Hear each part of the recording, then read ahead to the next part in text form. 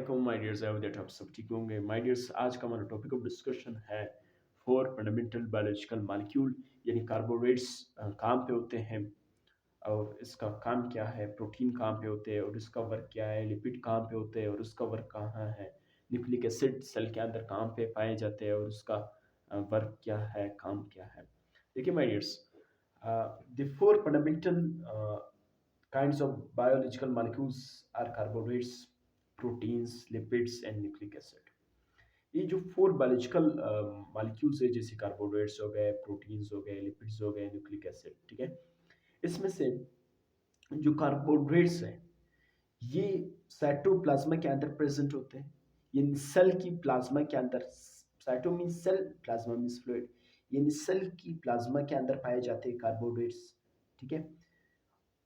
Cell के cytoplasm of cell, ठीक है।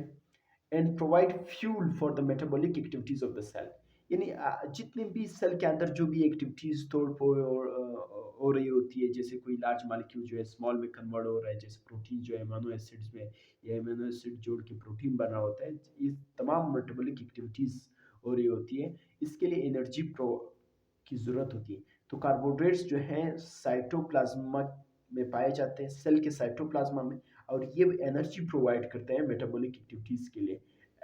फ्यूल की तरह काम कर रहे होते हैं। फ्यूल नहीं, जैसे आप कोई किसी भी कार में या किसी भी इंजन में आप फ्यूल को डालते हैं तो वो एनर्जी प्रोवाइड करती है, वर्क आपको देती है उस एनर्जी के बदले, ठीक है। इसी तरह कार्बोहाइड्रेट्स जो हैं सेल के साइटोप्लाज्म में पाए जाते हैं और ये provide a fuel.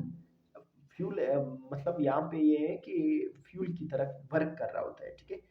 Metabolic activities of the cell, यानी सेल को मेटाबॉलिक एक्टिविटीज के लिए जितनी भी एनर्जी वगैरह चाहिए तो वो कार्बोहाइड्रेट्स प्रोवाइड करते हैं, ठीक है।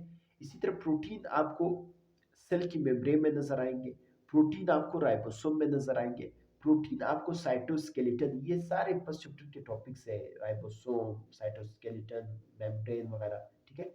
ये आपने वहाँ पे डिस्कस किए होंगे।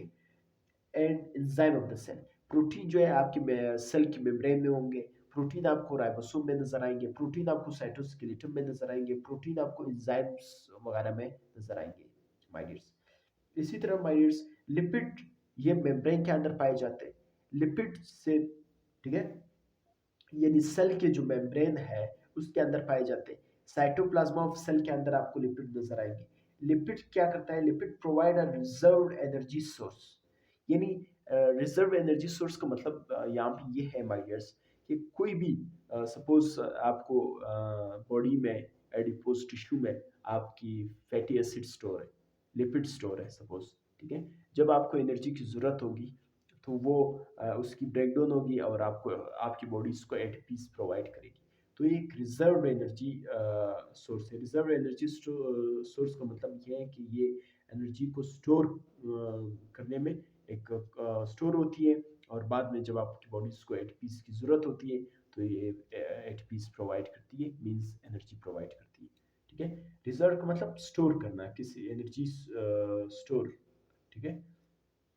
यानी लिपिड जो है रिजर्व एनर्जी सोर्स के तरह काम कर रहा होता है। इसके अंदर एनर्जी स्टोर होती है, जब आपकी बॉडी इसके अंदर फिर कोई रिक्वायर्ड होती है एटीपीज तो ये लिपिड प्रोवाइड करता है। और ये लिपिड जो है ये सेल की शेप को भी बनाता है, ये सेल को प्रोटेक्ट भी कर रहा होता है, ये सेल को इंसुलेट भी कर रहा होता है, ठीक है माय डियर्स।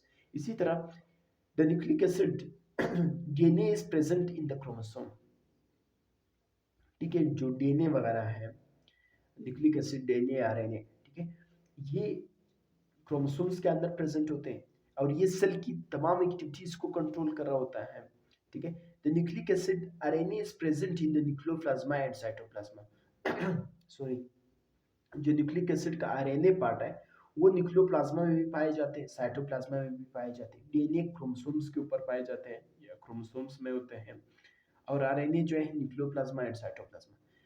ये जेनेटिक इंफॉर्मेशन डीएनए से लेकर, ठीक है, ये जेनेटिक इंफॉर्मेशन डीएनए से लेता है और उसको फिर प्रोटीन सिंथेसिस में आरएनए जो है अपना रोल प्ले करता है, यानी प्रोटीन की सिंथेसिस करने में ये एक वर्कआउट करता है आरएनए। डीएनए से इंफॉर्मेशन लेके फिर जिस तरह की प्रोटीन बनानी होती है उसमें आरएनए की रोल होती है माय डियर्स। तो आज हमने ये पढ़ा माय डियर्स कि कार्बोहाइड्रेट्स कहाँ पाए जाते हैं। कार्बोहाइड्रेट्स जो हैं साइटोप्लाज्मा ऑफ सेल में पाए जाते हैं। कार्बोहाइड्रेट्स जो हैं सेल की मेटाबॉलिक एक्टिविटीज़ को एनर्जी प्रोवाइड कर रहा होता है। फिर हमने ये पढ़ा कि प्रोटीन जो है वो में कहाँ पे पाए जाते हैं। प्रोटीन जो है वो सेल की मेम्ब्रेन में पाए जाते हैं, राइबोसोम में पाए जाते हैं, साइटोस्केलेटन में पाए जाते हैं और एंजाइम वगैरह में, ठीक है। फिर हमने ये पढ़ा कि लिपिड जो है वो मेम्ब्रेन के अंदर पाए जाते हैं। लिपिड जो है वो साइटोप्लाज्मा ऑफ सेल में होते हैं, ठीक है माइनस।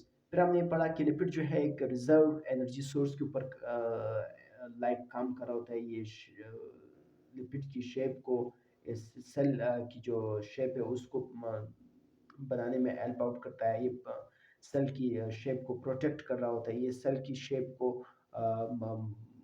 इंसुलेट भी कर रहा होता है। शेप को तो खैर बहरहाल नहीं, सेल को इंसुलेट कर रहा होता है और सेल को प्रोटेक्ट भी कर रहा होता है। सेल को उस लिपिड जो है एक शेप भी देता है। फिर आपने ये पढ़ा कि न्यूक्लिक एसिड डीएनए ये क्रोमोसोम्स के अंदर पाया जाता है। ये सेल की तमाम एक्टिविटीज़ को कंट्रोल कर रहा होता है। फिर हमने ये देखा कि माइलियर्स के आरएनए जो है न्यूक्लियोप्लाज्मा और साइटोप्लाज्मा के अंदर पाए जाते हैं। ये सेल से डीएनए से इंफॉर्मेशन लेके प्रोटीन सिंथेसिस में अपना रोल प्ले करते हैं माइलियर्स। तो ये सिंपल सा टॉपिक है कि कार्बोहाइड्रेट्स जो है साइटोप्लाज्मा के अंदर पाए जाते हैं और वो मेटाबॉलिक एक्टिविटीज़ को एटीपीज प्रोवाइड करते हैं। प्रोटीन आपको सेल की मेम्ब्रेन में, राइबोसोम्स में, साइटोस्केलेटन्स में और एंजाइम में नजर आएंगे। फिर हमने ये पढ़ा कि लिपिड जो है आपको सेल की मेम्ब्रेन में, साइटोप्लाज्मा ऑफ सेल में नजर आएंगे। लिपिड जो है एक रिजर्व एनर्जी सोर्स के तरह काम कर रहा होता है। ये स्टोर एनर्जी सोर्स की तरह काम कर रहा होता है। फिर हमने पढ़ा कि लिपिड जो है सेल को एक शेप देता है, सेल को प्रोटेक्ट कर रहा होता है, सेल को इंसुलेट कर रहा होता है। फिर हमने ये डिस्कस किया कि न्यूक्लिक एसिड जो है डीएनए ये क्रोमोसोम्स के अंदर पाया जाता है। ये सेल की एक्टिविटीज़ को कंट्रोल कर रहा होता है। सेल की तमाम एक्टिविटीज़ को डीएनए कंट्रोल कर रहा होता है। फिर जो न्यूक्लिक एसिड आरएनए है ये न्यूक्लियोप्लाज्मा और साइटोप्लाज्मा के अंदर पाए जाते हैं।